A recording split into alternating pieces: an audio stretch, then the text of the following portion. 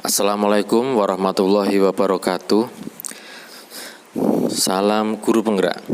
Bapak Ibu guru yang kami hormati, pada kesempatan kali ini saya mau memaparkan hasil tugas dari modul 1 tentang demonstrasi kontekstual pemikiran filosofis Ki Hajar Dewantara.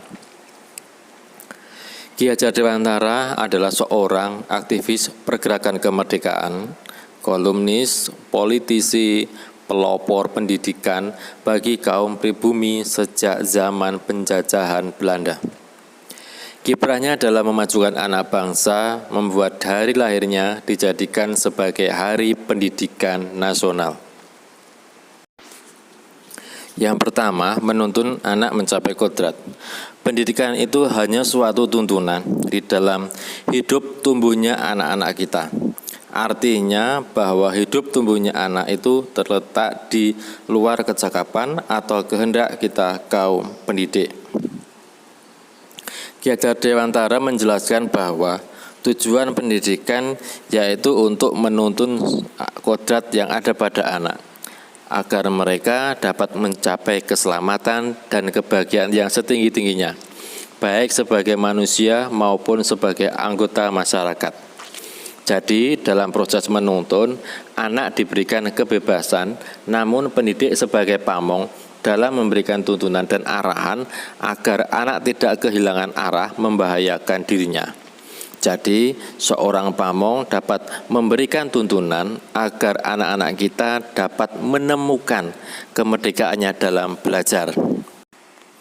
Yang kedua, pembelajaran berpusat pada anak. Sebagai pusat pembelajaran, kebutuhan anak harus terpenuhi. Anak-anak perlu merasa aman, nyaman, berharga, dicintai, dan dipahami. Perasaan aman, nyaman, dan berharga, dan dicintai, dan dipahami akan mendorong munculnya motivasi dan kesadaran anak untuk belajar.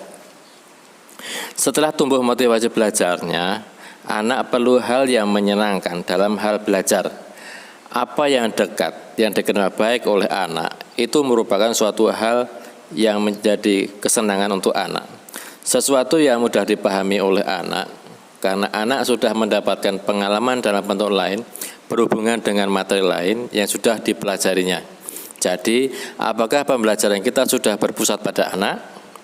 Dasar pendidikan berpusat pada anak yang lainnya adalah menjadikan anak sebagai subjek pembelajaran, sebagai subjek anak-anak yang aktif dalam membangun pengetahuannya.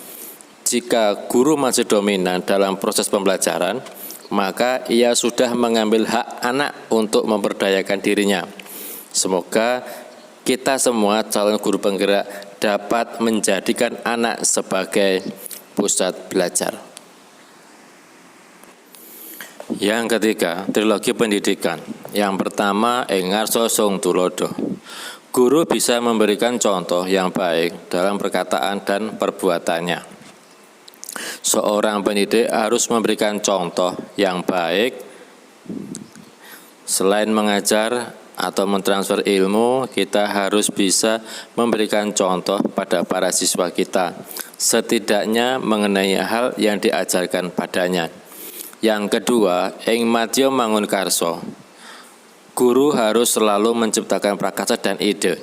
Guru harus selalu berada di tengah-tengah murid untuk memberikan semangat. Di sini kita harus mampu memberikan wawasan, kemampuan kepada siswa-siswanya. Harus dicermati bahwa mereka harus memberikan wawasan, bukan hanya membaca ulang yang sudah tertara di dalam buku yang dipegang oleh siswa, atau kita hanya memberikan soal saja kepada siswa disuruh untuk mengerjakan. Tutwuri Handayani, guru harus bisa memberikan dorongan dan arahan. Ini adalah tugas utama guru yang harus dilakukan sebagai motivator bagaimana para pendidik menumbuhkan atau merangsang mengarahkan setiap potensi yang dimiliki oleh siswa merupakan suatu hal yang harus dipikirkan. Harapannya mereka dapat memanfaatkan potensi secara tepat sehingga lebih tekun dan semangat dalam belajar untuk mencapai cita-cita yang Ayo Bapak Ibu Guru, semangat guru itu menjadi kunci kebahagiaan dari anak.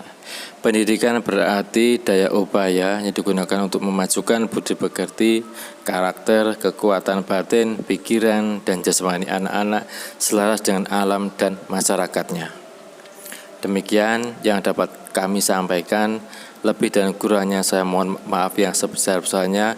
Wabillahi taufiq. Wassalamualaikum warahmatullahi wabarakatuh. Salam belajar, salam bahagia, salam guru penggerak.